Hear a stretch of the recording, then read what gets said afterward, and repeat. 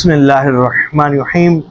दो तरह के लोग होते हैं। एक वो होते हैं कि जो दुरूद पाक की कसरत बहुत करते हैं, और एक वो होते हैं कि जो दुरूद पाक की कसरत भी करते हैं, लेकिन इसके साथ साथ इनकी कोशिश ये होती है कि इनकी वजह से इनके हुजूर सल्लल्लाहु अलैहि वसल्लम के उम्मती दुरूद पाक की कसरत करने वाले बने। एक्चुअली ये खादिम दुरूद पाक होते हैं और इनका मिशन और मकसद दुरूद पाक की दावत को आम करना होता है। तो जो दूसरी कैटेगरी के लोग हैं, जो दुरूद पाक पढ़ते भी हैं और पढ़ाते भी हैं, इनको क्या बरकत मिलती हैं। मुस्तफ़ा जानी रहमत सल्लल्लाहु अलैहि वसल्लम इनको कितना नवाजते हैं, कैसे शर्फ से मुशर्रफ फरमाते हैं। इस वीडियो को एंड तक देखिएगा, अल्लाह ने चाहा तो बहुत ज़्यादा फ़ायदा होगा।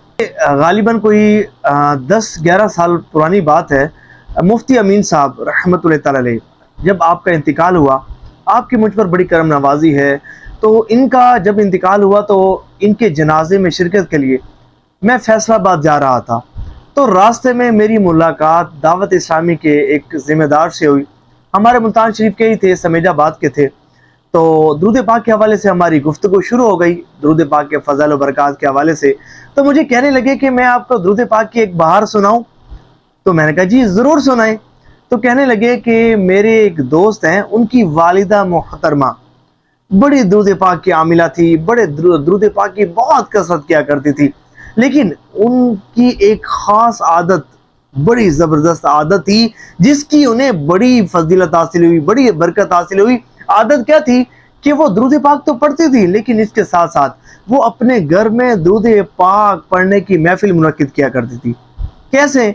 वो इस तरह के, जब उनके घर में ख़वातीन आती और लोगों की ग़ीबतें शुरू कर देती, तो वो कहती कि हम ग़ीबत नहीं करेंगी, हम हुजूर पर दुरूद पाक पढ़ेंगी। वो कमरे में जाती, टीन का एक डब्बा लेकर आती जिसमें गुठलियाँ होती, चादर बिछा देती, उस पर गुठलियाँ रख देती और कहती कि मैं भी दुरूद पाक पढ़ूंगी, तुम भी दुरूद पाक पढ़ो।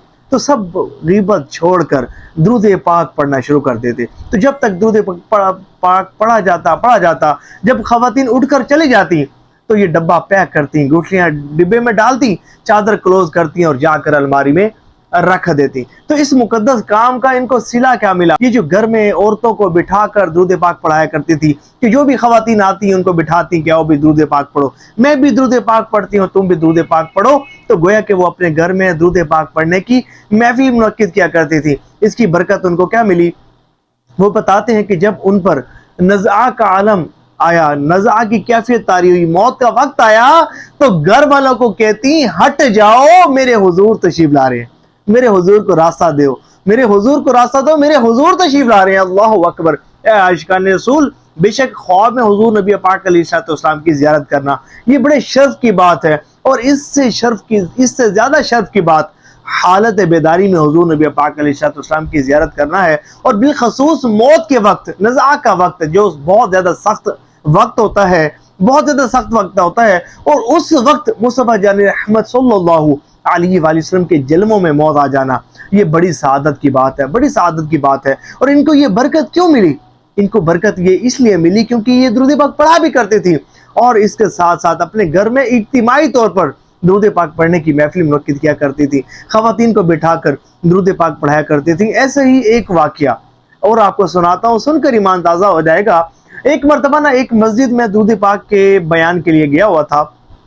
मेरी कोशिश ये थी कि जहाँ तक हो सके ना, मेरी अल्हम्दुलिल्लाह आज भी कोशिश है, और मेरा जहन ये है कि मरते दम तक ये काम करना है कि जितनी भी हमारी मसाजिद है ना, वहाँ हफ्तावार इज्तिमाई तौर पर दुरूद पाक पढ़ने की महफिल मुनक्किद करवानी है। यानी कि हफ्ते में कोई एक दिन मखसूस किया जाए, जैसा कि जुमातुल मुबारक या पीर शरीफ या कोई भी दिन, और उसकी किसी एक नमाज को मुतय्यन किया जाए, जैसा कि बाद नमाज फजर या असर चादर बिछा दी जाए, गुठलियाँ रख दी जाएँ, और इसके बाद जो है ये ऐलान कर दिया जाए कि भाई आज से हमेशा इस दिन और इस नमाज के बाद हमारी मस्जिद में इज्तिमाई तौर पर दुरूद पाक की महफिल मुनक्किद होगी, और हम इकट्ठे बैठकर सिर्फ 12 मिनट दुरूद पाक पढ़ेंगे।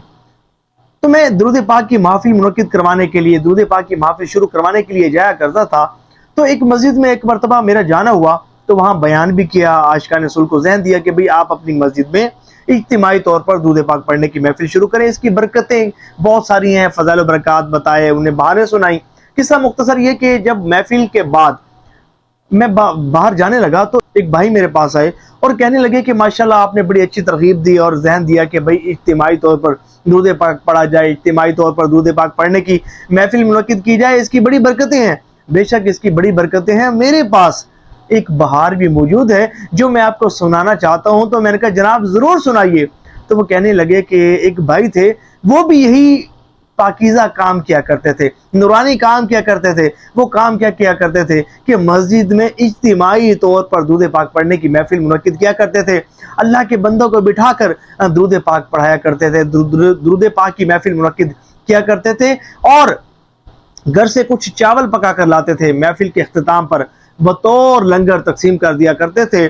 تو جب ان کا انتقال ہوا نا، تو ان کے انتقال کے بعد اہل محلہ میں سے کسی نے انہیں خواب میں دیکھا، پوچھا ما فعل اللہ بکا، اللہ تبارک و تعالیٰ نے آپ کے ساتھ کیسا معاملہ کیا؟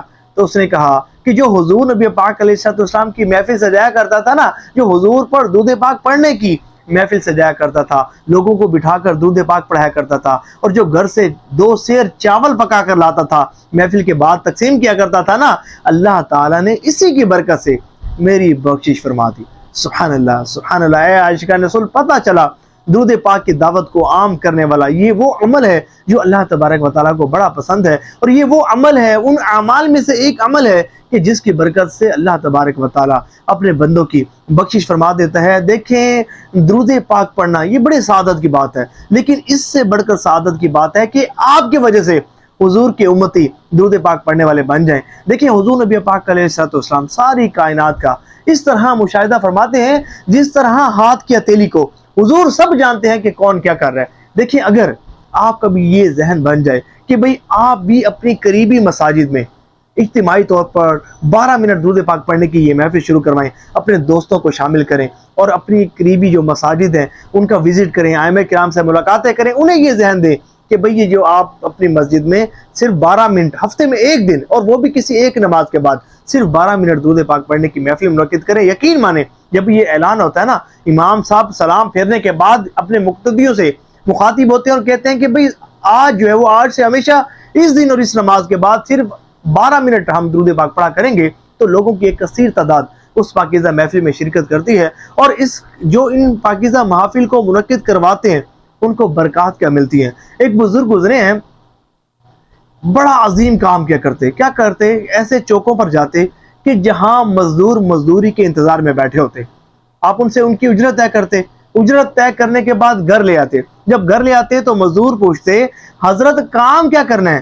آپ فرماتے کام کوئی نہیں کرنا، بس بیٹھ کر درود پاک پڑھنا ہے۔ اللہ اکبر۔ ان کو بٹھا کر درود پاک پڑھاتے، جب ان کا وقت پورا ہو جاتا نا، ان کو پوری اجرت دے کر روانہ کر دیتے۔